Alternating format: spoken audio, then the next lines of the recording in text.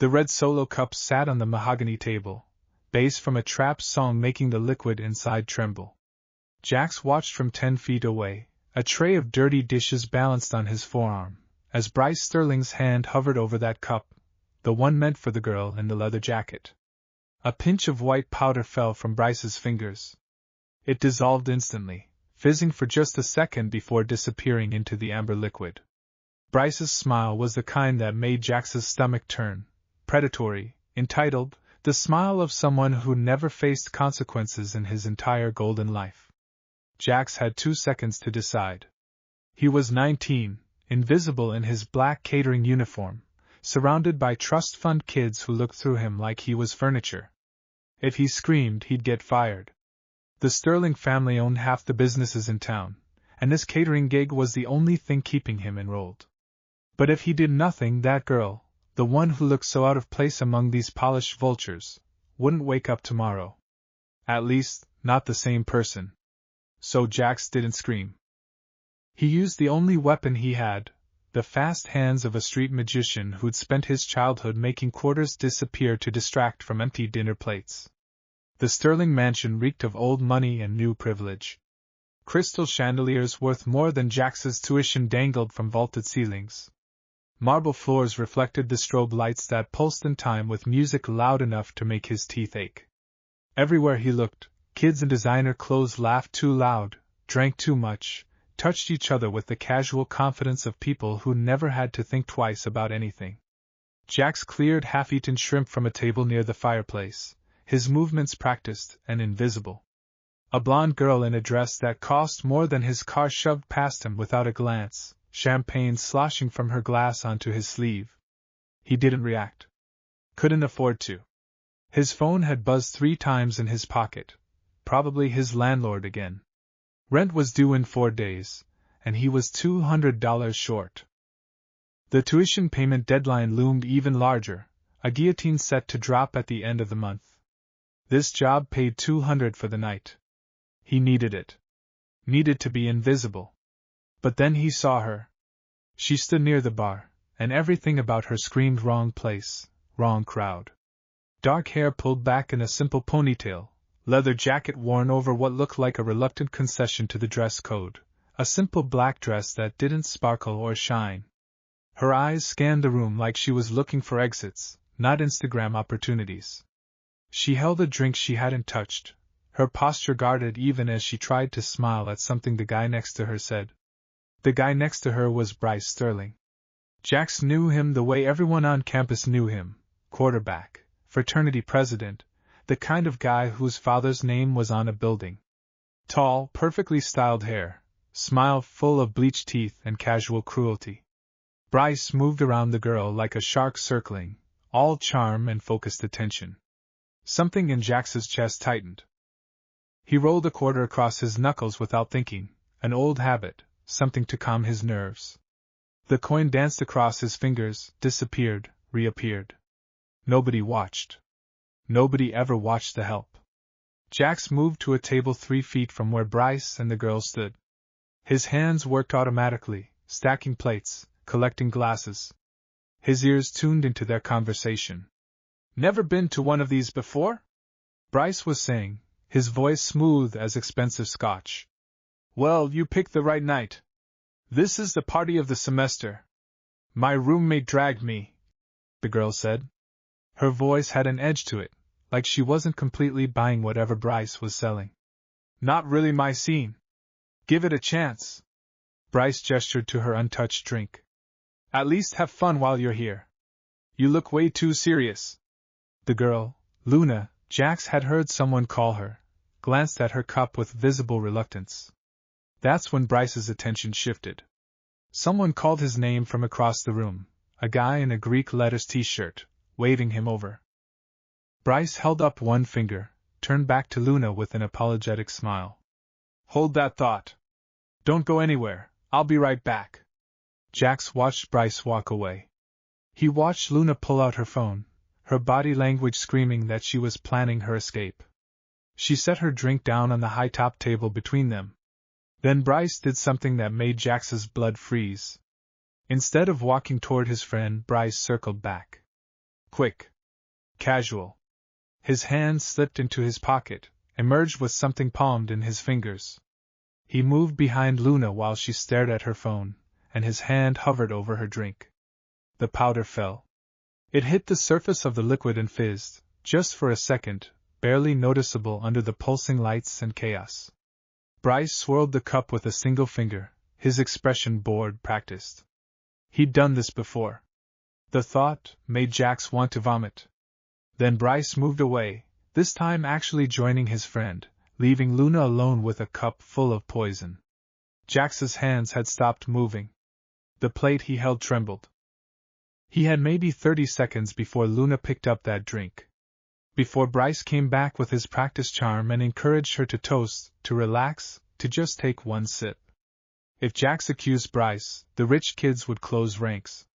They'd call him crazy, say he was trying to cause trouble, get him fired or worse. His word, a scholarship student, a nobody, against the Sterling family heir? That wasn't a fight he could win with words. But he could win it with his hands. Jax grabbed a tray of empty glasses from the table he'd been clearing.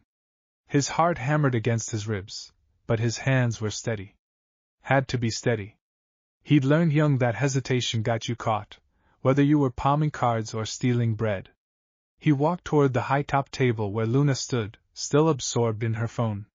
Bryce was 15 feet away, laughing at something, his back turned. The cup sat there, innocent-looking, deadly. Jax didn't let himself think. Thinking meant freezing. He moved past the table, deliberately clipping the edge with his hip. The tray jerked. Glasses rattled. The high-top table wobbled violently. Whoa! Luna jumped back as drinks threatened to spill. And in that split second of chaos, Jax's hand moved. It wasn't magic, not really. Just practice. Years of making coins vanish, cards appear, objects switch places while people's attention was elsewhere. His right hand shot out to steady the table. The obvious movement, the one everyone's eyes would follow. His left hand, the one nobody watched, moved like lightning. He grabbed Bryce's cup, the clean one, sitting 2 inches from Luna's, and in the same motion, slid Luna's poisoned drink into its place. The switch took less than a second. The cups were identical. Red Solo plastic, both half full of the same amber liquid. Nobody could tell the difference. Nobody except Jax. Sorry! He steadied the table with what he hoped looked like clumsy panic. Sorry, I'm so sorry. Watch it, trash! Bryce had appeared from nowhere, his face twisted with disgust. He grabbed Jax's shoulder and shoved him backward. Jax stumbled, nearly dropped his tray, played up the clumsy waiter act even as his mind screamed at him to fight back. You could have ruined her dress, Bryce snapped, but his eyes flicked to the table. To the drinks. Making sure everything was still there. I'm really sorry, sir, Jax mumbled, ducking his head. Invisible. Harmless. It won't happen again. It better not.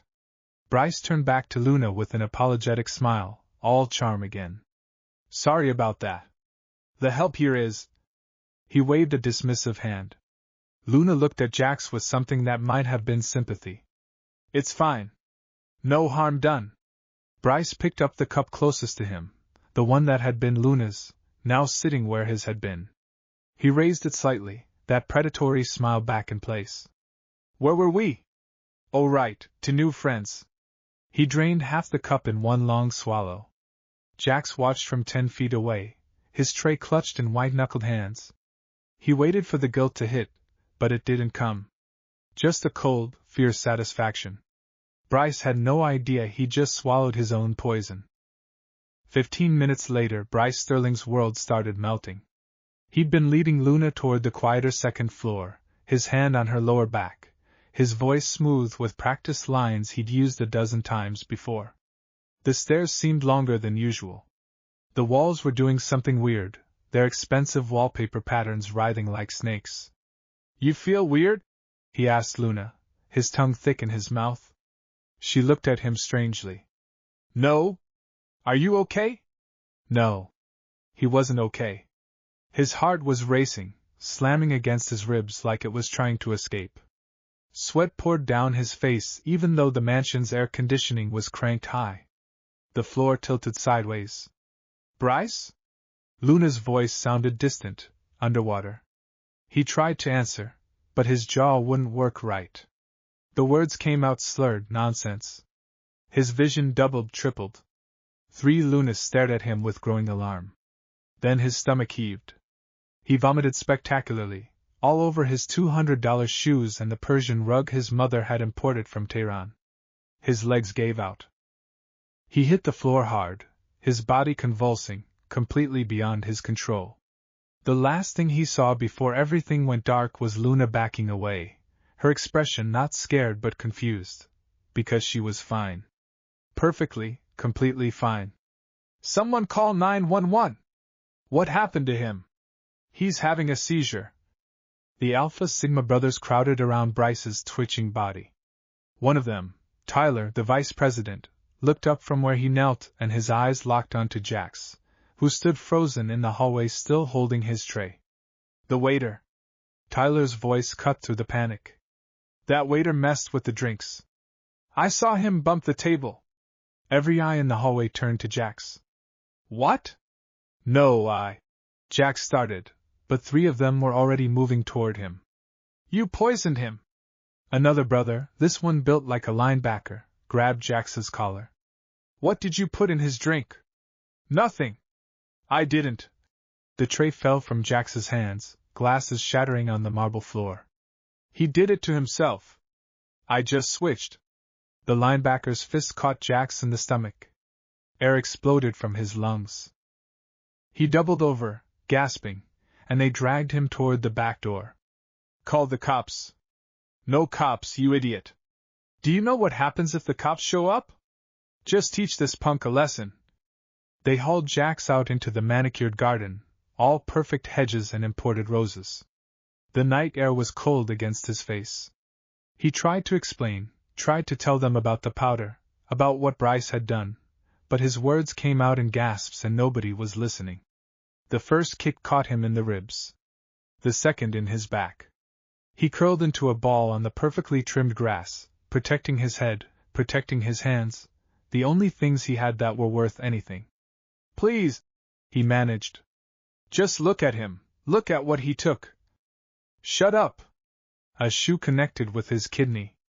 Pain exploded white-hot through his body. 5 of them. 5 against 1. Rich kids playing vigilante, convinced they were the heroes of this story. Jax tasted blood. Felt ribs crack. Thought about his mother, who'd worked 3 jobs to get him through high school.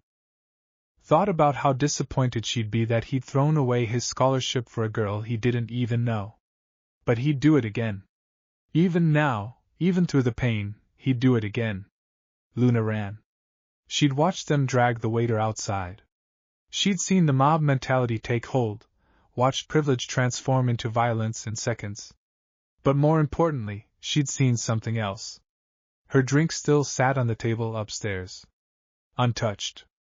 Full. But she'd been standing right there when Bryce drank. She'd watched him drain his cup, watched him start to deteriorate minutes later. The waiter had bumped the table, had switched something. Oh God. The waiter had saved her. Luna sprinted toward the garden, her leather jacket flying behind her. Through the French doors, she could see them, 5 figures kicking a curled body on the ground. Rage, pure and incandescent, flooded her veins. She didn't call 911. Her father had always told her. The law protects people like them. Family protects people like us. Luna pulled out her phone and dialed the number that had been in her contacts since she was old enough to have a phone. 1 ring. 2. "Luna?" Her father's voice, rough with sleep and immediate concern. "Baby, it's midnight. What's wrong?" "Daddy?" Her voice cracked. "They're hurting the boy who saved me." Silence on the other end. Then, "Address." "Now." She gave it to him, words tumbling out, the party, the drink, the switch, the beating. Her father didn't interrupt. Didn't ask questions. When she finished, all he said was, "Get somewhere safe.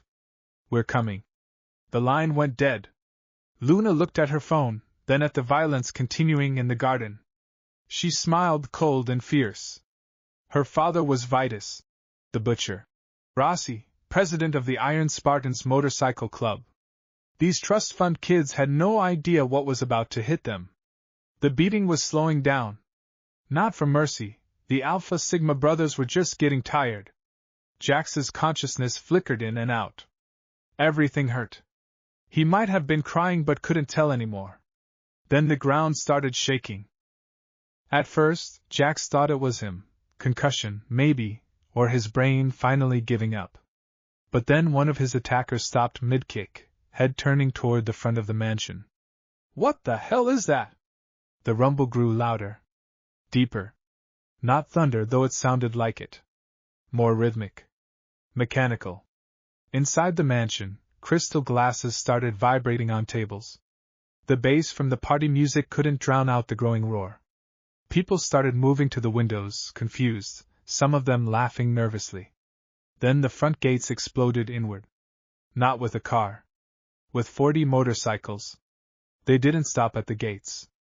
They rode straight onto the lawn, tearing up grass that probably cost more to maintain than most people's mortgages. Headlights blazed through the darkness. Engines roared like dragons. And leading them, on a bike that looked like it had been forged in some brutal foundry, was a man who made the linebacker who'd been kicking Jax look like a child. Vitus, the butcher. Rossi stood 6'5" in boots that had steel toes and probably steel soles. His leather vest carried patches that told a story of violence and brotherhood. His beard was gray-streaked and braided.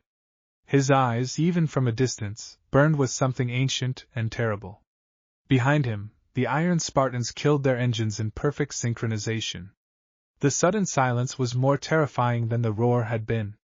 The Alpha Sigma brothers backed away from Jax's crumpled form. One of them tried to run. An Iron Spartan was off his bike in seconds, tire iron in hand, blocking the exit. Nobody ran. Nobody spoke. Vitus walked across the ruined lawn like he owned it, and in that moment he did. Every step was measured, controlled, the movement of a man who knew exactly how dangerous he was and didn't need to prove it. He walked past the trembling frat boys without a glance and knelt beside Jax. "You alive, son?" His voice was surprisingly gentle. Jax coughed, tasted blood, managed a nod. "Good." Vitus's hand, scarred and calloused, helped Jax into a sitting position with surprising care. Then he stood, turned to face the 5 boys who'd been playing judge and executioner. "Which one of you thought it was a good idea to beat a man 5-on-1? Silence. Vitus smiled. It wasn't a nice smile. "My daughter says you boys spiked a drink tonight. Says this young man here saved her from whatever you had planned." That's insane," Tyler stammered. "Bryce would never." "Bryce." Vitus rolled the name around like he was tasting poison. "That the boy foaming at the mouth upstairs? The one who can't form words right now? The waiter poisoned him." "No." Luna's voice cut through the night. She'd followed her father, stood beside him now with her arms crossed. "The waiter switched the cups. Bryce tried to drug me. The waiter saved me. And you were beating him for it." Vitus looked at his daughter, then back at the frat boys. "So here's what's going to happen. We're going to wait for the paramedics. I assume someone called them?" "No." "Well then." He gestured to one of his brothers. "Make that call. We're going to let the nice medical professionals test that boy upstairs. And if they find what I think they're going to find in his system." He didn't finish the sentence. Didn't need to. One of the Iron Spartans made the call. 15 minutes later, paramedics arrived, police behind them. They took Bryce out on a stretcher, still convulsing. The police took statements. They tested Bryce's blood. GHB. Gamma hydroxybutyrate. Date rape drug. Enough to knock someone out for hours. Enough to kill, in the wrong dose. In Bryce's own system. His own toxicology report. The police looked at the frat boys. Looked at the bikers. Looked at Jax, beaten and bruised. The math wasn't hard. Vitus didn't threaten anyone. Didn't need to. He just stood there while the police arrested Bryce Sterling on suspicion of attempted sexual assault, drug possession, and distribution. While they questioned the Alpha Sigma brothers about who knew what.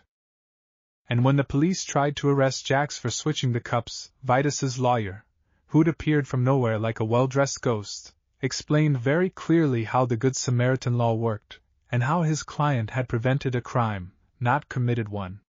By the time the sun rose, Bryce Sterling's future was destroyed. Not by violence. Not by revenge. By his own poison, drunk from his own cup. 3 days later, Jax lay in his tiny apartment, ribs wrapped, face still swollen. His landlord had agreed to wait on the rent when he'd heard the news. Apparently even landlords had daughters, and the story had spread fast. The knock on his door made him wince as he stood. He limped over, expecting his mother or maybe the dean's office again. Instead, Vitus Rossi filled his doorway, Luna beside him. "Can we come in?" Vitus asked.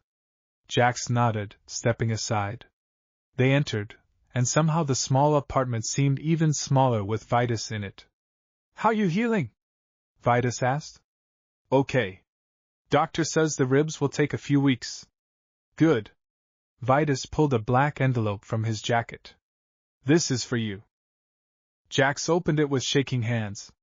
Inside was a receipt from the university's bursar office. "Tuition paid in full. All 4 years." "I can't." Jax started. "You can." "You did." Vitus sat on the arm of Jax's thrift store couch. "You saved my daughter when you had every reason not to. You risked your job, your safety, your future.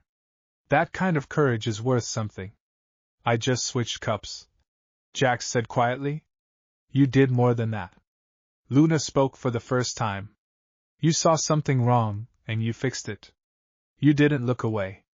Do you know how rare that is?" Vitus reached into his pocket again, pulled out a small pin, an iron Spartan helmet, black and silver. "Wear this on your backpack. Your jacket. Wherever. Anyone who knows sees this, they know you're protected. You're a keeper now. That's what we call people who've earned our respect. I'm not, I'm just a student. You're more than that." Vitus stood, put a hand on Jax's shoulder. "You're someone who does the right thing when it costs you everything. That's rarer than you think. Especially in this world." They left after that, Luna giving him a small smile and a nod. Jax stood in his apartment, holding the pin, staring at the tuition receipt. He'd saved one person. And somehow, that had changed everything. 2 weeks later, Jax returned to his catering job. He needed the money still. Living expenses didn't care that tuition was paid. But when he arrived at the Sterling mansion for another event, the manager took one look at the iron Spartan pin on his backpack and moved him to a different assignment. A better one. With better pay. Word had spread. About Bryce, about the trial that was coming, about the waiter who'd saved a girl and taken a beating for it. The other caterers looked at him differently now. With respect. Sometimes with fear. Jax walked across campus between jobs, and he saw Luna across the quad. She was with friends, laughing, looking more relaxed than she had at that party. She caught his eye and waved. He waved back. Bryce Sterling had been expelled. He faced criminal charges. His father's lawyers were trying to make it go away, but the toxicology report was ironclad. Bryce had drugged himself with his own poison. The fraternity had lost its charter. The Alpha Sigma house sat empty, a monument to consequences. Jax rolled a quarter across his knuckles as he walked, the old habit calming. He wasn't invisible anymore. The iron Spartan pin made sure of that. People saw him now, really saw him. But the best part wasn't the protection or the paid tuition or the respect. The best part was knowing that somewhere in this city, there was a girl who'd walked away from that party safe. Who'd gone home to her own bed, in control of her own body, her own choices. Who'd never know what almost happened because a 19-year-old busboy with fast hands had decided that sometimes, the right thing matters more than the safe thing. Jax had spent his whole life invisible, performing magic tricks to make people smile, to distract them from his poverty and his struggles. But the real magic, the only magic that mattered, was this: he'd switch 2 cups in a split second, and change 2 lives forever. His and hers. And he'd do it again in a heartbeat.